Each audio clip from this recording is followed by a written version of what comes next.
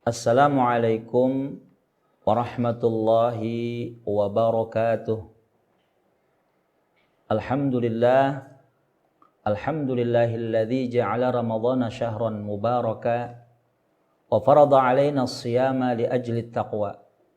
Asyhadu an la ilaha illallah wahdahu la syarika lah wa asyhadu anna sayyidana Muhammadan abduhu wa rasuluh. Allahumma salli wa sallim ala sayyidina Muhammadin al-mujtaba wa ala alihi wa sahbihi ahli tuqa wal wafa, amma ba'du.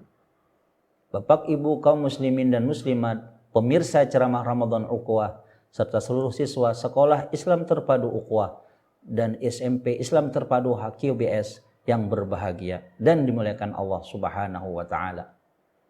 Pertama-tama, mari kita bersama-sama bersyukur kepada Allah Subhanahu wa ta'ala. Dengan segala limpahan rahmat dan karunia-Nya, Allah masih memberikan kita kesehatan dan kesempatan sehingga sampai saat ini kita masih dapat melaksanakan ibadah puasa dan ibadah-ibadah lainnya. Semoga ibadah puasa kita dan seluruh amal ibadah yang kita lakukan di bulan Ramadan ini diterima oleh Allah Subhanahu wa ta'ala. Salawat dan salam semoga selalu tercurah kepada junjungan kita Nabi besar Muhammad sallallahu alaihi wasallam dan kepada keluarganya, kerabatnya dan sahabat-sahabatnya serta orang-orang yang mengikuti jejak langkahnya hingga akhir zaman. Bapak Ibu kaum muslimin dan muslimat pemirsa ceramah Ramadan Ukhuwah yang berbahagia dan dimuliakan oleh Allah Subhanahu wa taala. Waktu berjalan tanpa terasa begitu cepat. Bulan Ramadan yang mulia hampir berakhir. Hari ini kita sudah memasuki hari yang ke-28 di bulan suci Ramadan. Bulan yang penuh berkah dan ampunan. Bulan yang dilipat gandakan pahala segala kebaikan. Bulan yang diturunkannya Al-Quran. Bulan yang dimana di dalamnya terdapat malam yang lebih baik dari 1000 bulan. Bulan Ramadan merupakan bulan terbaik di antara semua bulan di sepanjang tahun. Banyak dari kita menyambut kedatangan bulan Ramadan dengan gegap gempita. Ketika bulan Ramadan tiba, beramai-ramai kita memakmurkan masjid untuk melakukan ibadah dan meningkatkan kuantitas amalan-amalan sebanyak-banyaknya. Bagaimana tidak? Tentu tidak ada yang ingin melewatkan kesempatan besar untuk mendapatkan pahala yang berlipat ganda dan ampunan yang terbuka lebar. Pertanyaannya sekarang adalah, apakah ibadah kita akan tetap luar biasa ketika Ramadan sudah tidak di depan mata? Mungkin lebih mudah bagi kita untuk melakukan ibadah di bulan Ramadan karena orang-orang di sekitar kita juga melakukan hal yang sama. Tersedia waktu sholat tarawih berjamaah setiap malam di masjid, tadarus Al-Quran bersama-sama, dan lain sebagainya. Suasana kebersamaan tersebut seakan-akan menguatkan niat untuk beramal sebanyak mungkin. Namun ketika Ramadan sudah berakhir, ketika tidak ada lagi jamaah tarawih di masjid, ketika tidak ada lagi tadarus bersama, ketika tidak semua orang melakukan ibadah puasa, apakah kita akan tetap dengan mudah beramal sebagaimana melakukan amalan di bulan Ramadan? Disitulah yang menjadi ujian sebenarnya bagi seorang mukmin. Yang menjadi ujian adalah bukan pada saat menjalankan ibadah di bulan Ramadan, namun justru terletak pada masa-masa setelah Ramadan. Bulan Ramadan hanya sebagai sarana latihan pemanasan bagi kita, sebagai modal untuk melakukan amalan-amalan di bulan lainnya. Ujiannya adalah bagaimana kita bisa beribadah dengan istiqomah di bulan-bulan berikutnya, sebagaimana yang kita lakukan di bulan Ramadan. Itulah ujian sebenarnya bagi orang-orang yang bertakwa. Sekali lagi, bulan Ramadan adalah bulan tarbiyah yang mendidik hamba-hamba Allah untuk menjadikan hamba-hamba yang bertakwa. Allah Subhanahu wa taala berfirman, A'udzu billahi minasyaitonir rajim. Ya ayyuhalladzina amanu kutiba alaikumus syiyam kama kutiba alal ladzina min qablikum la'allakum tattaqun. Wahai orang-orang yang beriman, diwajibkan atas kamu berpuasa sebagaimana diwajibkan atas orang-orang sebelum kamu agar kamu bertakwa. Bapak, Ibu dan kaum muslimin dan muslimat pemirsa ceramah Ramadan Ukhuwah yang berbahagia dan dimuliakan oleh Allah Subhanahu wa taala. Beberapa amalan yang harus kita lakukan setelah Ramadan usai, baik yang wajib maupun yang sunnah, di antaranya adalah yang pertama, selalu menjaga sholat fardu berjamaah. Selama bulan Ramadan, kita sudah membiasakan diri untuk dekat dengan masjid. Setiap azan dikumandangkan, kita melangkahkan kaki menuju masjid untuk melaksanakan sholat secara berjamaah. Semangat sholat berjamaah itu harus kita jaga hingga datang bulan Ramadan berikutnya. Jika semangat itu masih ada, kita akan dengan mudah melaksanakan sholat berjamaah. Apalagi pahala sholat berjamaah dilipat gandakan daripada sholat sendirian. Sebagaimana sabda Nabi Muhammad sallallahu alaihi wasallam yang diriwayatkan Ibnu Umar radhiyallahu an, salatul jama'ati tafdulu salatal fadzi bi 27 darajah. Salat berjamaah lebih utama daripada salat sendirian 27 derajat. Yang kedua, melaksanakan salat-salat sunnah. Tarbiyah yang sangat berharga dari madrasah Ramadan salah satunya adalah kebiasaan memperbanyak ibadah salat-salat sunnah seperti tarawih, witir, dan tahajud. Setelah Ramadan berlalu, hendaklah semangat yang kita peroleh tidak ikut berlalu. Berikut keutamaan dari salat-salat sunnah, di antaranya sunnah rawatib.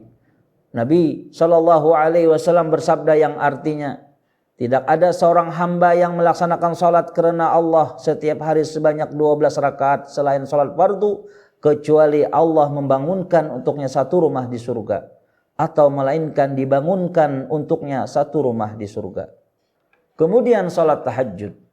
Salat tahajud merupakan salat sunnah yang paling utama, bahkan menduduki peringkat teratas setelah salat fardu. Sebagaimana sabda Nabi kita sallallahu alaihi wasallam, afdalus salati ba'dal faridati salatul lail. Dan salat yang paling utama setelah salat fardu adalah salat malam atau salat tahajud.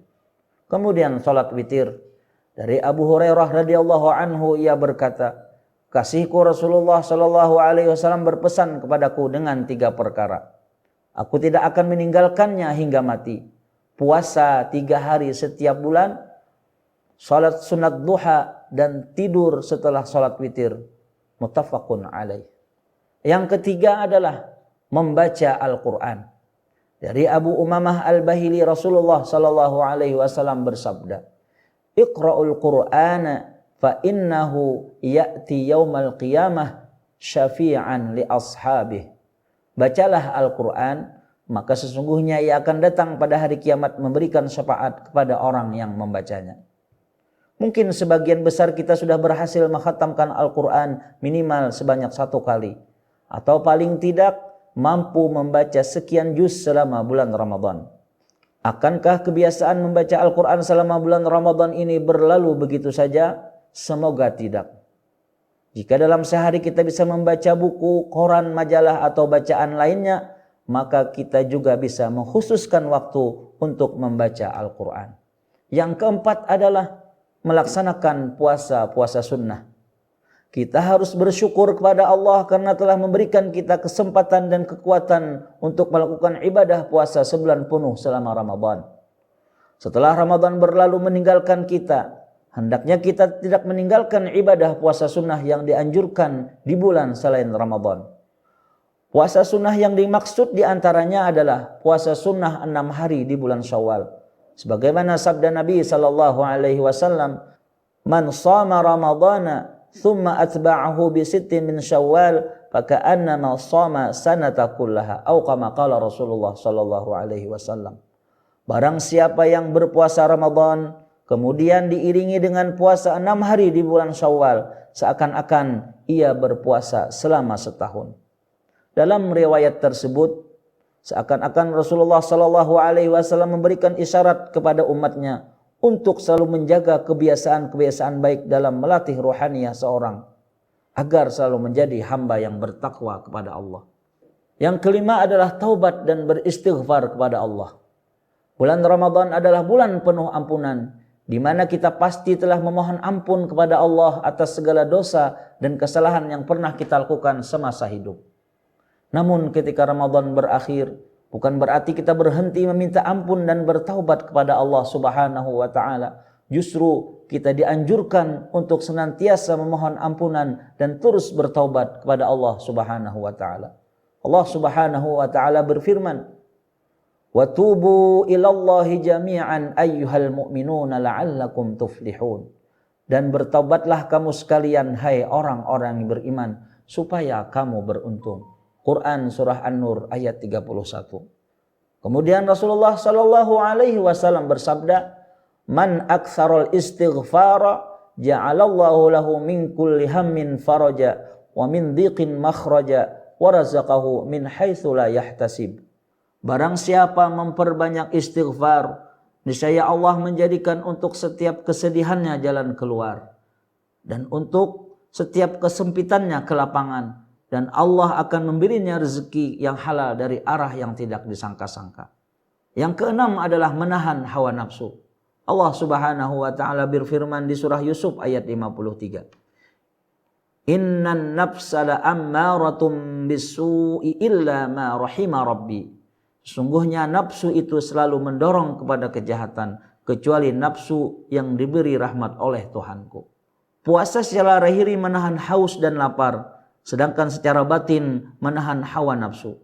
Kata Fakhruddin Ar-Razi dalam tafsirnya Mafatihul Ghaib, bahwa cahaya ketuhanan tak pernah redup dan sirna, namun nafsu syahwat kemanusiaan sering menghalanginya untuk tetap menyinari sanubari manusia. Dan puasa satu-satunya cara untuk menghilangkan penghalang tersebut, hanya puasa yang mampu membuka keterbukaan rohani. Puasa Ramadan merupakan metode yang ditetapkan oleh Allah Subhanahu wa taala untuk menguji hambanya dalam pengendalian nafsunya, serta memberikan kesempatan kepada qalbu untuk menembus wahana kesucian dan kejernihan jiwa.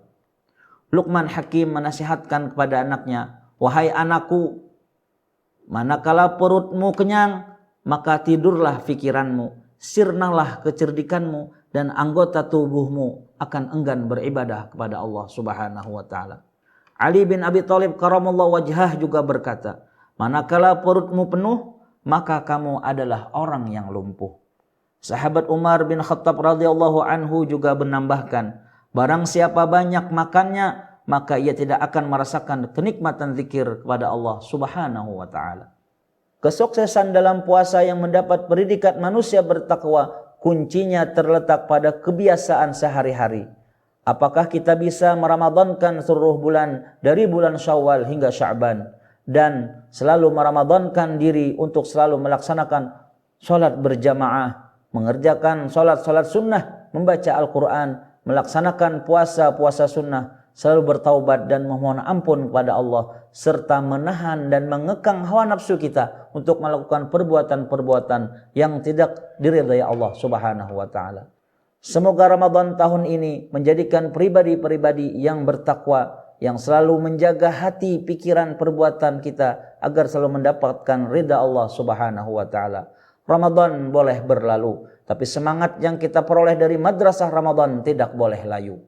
Dan amaliyah yang kita lakukan di bulan Ramadan, di luar Ramadan tetap berlaku. Mudah-mudahan Allah Subhanahu wa taala memanjangkan umur kita untuk bertemu dengan Ramadan yang akan datang. Amin ya rabbal alamin. Wabillahi taufiq wal hidayah wal ridha wal inayah. Tsumma assalamu alaikum warahmatullahi wabarakatuh.